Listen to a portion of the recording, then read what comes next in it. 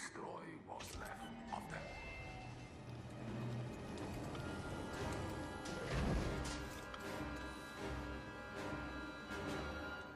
Oh, excuse me. Check it out, Corporal. We'll cover you. Hey, this is Jemima, and in this video I'll be discussing George Lucas's The Phantom Menace.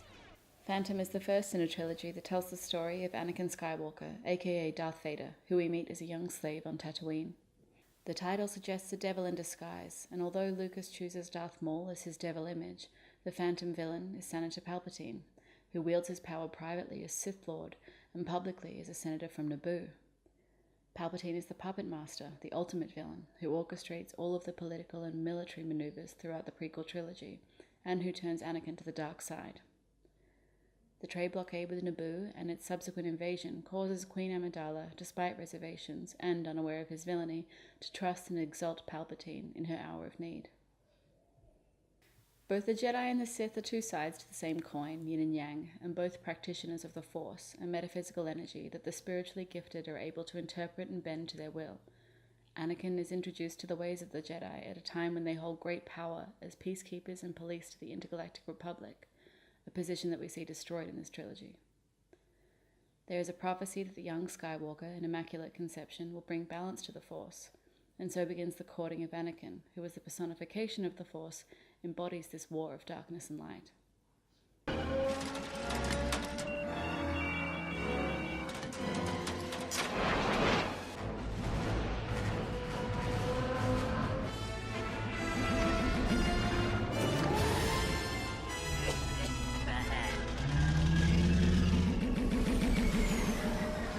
Skywalker's in trouble! Supernova takes the lead!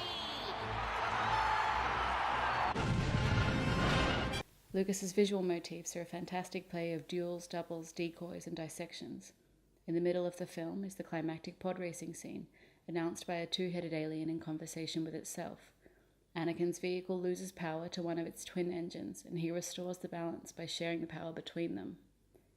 This 15-minute set piece at the center of Phantom elevates it to the status of epic. Queen Amidala has a decoy or body double who is employed several times throughout the film, mirroring the Phantom game that Palpatine plays. The planet Naboo is comprised of an Earth-dwelling humanoid civilization and a subterranean amphibian society who must unite against teams of identical droids. And Darth Maul wields a double-bladed lightsaber, and when Kenobi kills him in a duel, he is cut in half across the middle. Lucas's final action sequence combines 4 compelling set pieces accompanied by John Williams' Duel of the Fates, an arrangement that reminds me of Handel's Sarabande, used by Kubrick throughout Barry Lyndon, a film that also engages in fated duels. In the saber fight between Obi-Wan, Qui-Gon, and Darth Maul, we finally see the artistry of the Jedi-Sith discipline, the ballet of the two opposing forces at the height of their power. This altercation sets in motion Anakin's move toward Palpatine by eliminating his first master. The beginning of this scene is unusually erotic. Lucas even cuts to R2-D2 wolf whistling.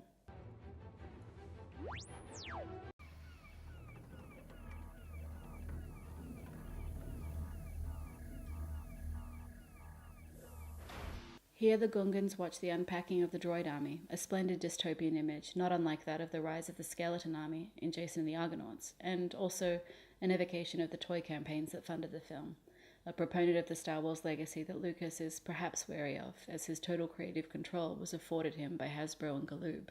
Look, one of ours out of the main hall!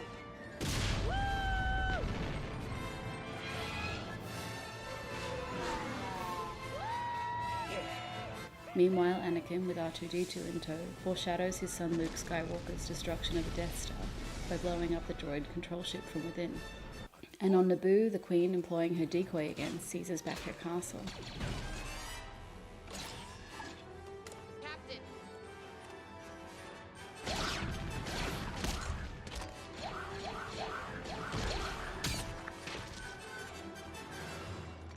Jam the doors! Now, Viceroy, we will discuss a new treaty. The Phantom is also the boy, Anakin, whose fate is notorious and tragic. In the original trilogy, Lucas shocked us with revelations about character lineage and family connections.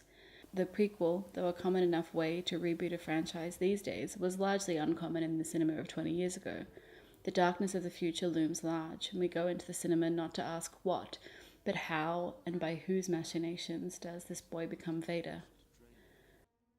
You will be a Jedi. I promise. At the funeral for Qui-Gon, Obi-Wan announces that he will be the boy's master. Behind them, Yoda and Mace Windu wonder about the same relationship for the slain Sith. Always two there are. No more, no less. A master and an apprentice. But which was destroyed? The master or the apprentice? Palpatine is unmasked, and our 4 key players stand staring into the flames.